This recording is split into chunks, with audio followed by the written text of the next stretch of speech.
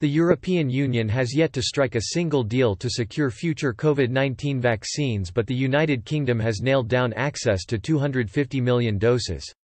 Britain's success at securing access to potential vaccines shows that critics who blasted the government for not joining a European Union procurement scheme were spectacularly wrong, a Whitehall source claimed.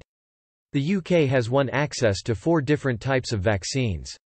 Boris Johnson's government came under fierce attack for not joining the EU's programme, but a leading Brexiteer claims the UK's success at agreeing deals shows it was right to stay out.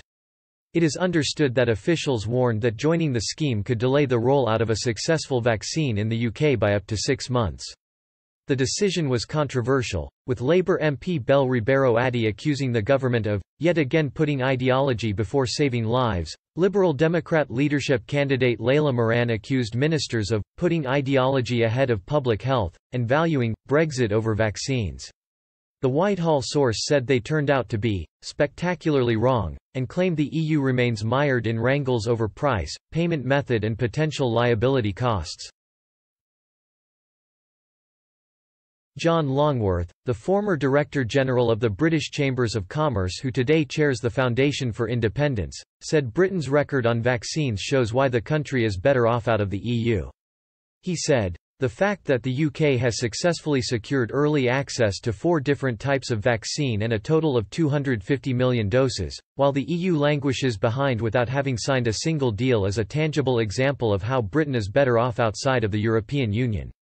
It illustrates how Project Fear both during and after the referendum was just that, baseless spin designed to intimidate the British public into remaining within a broken, decaying system.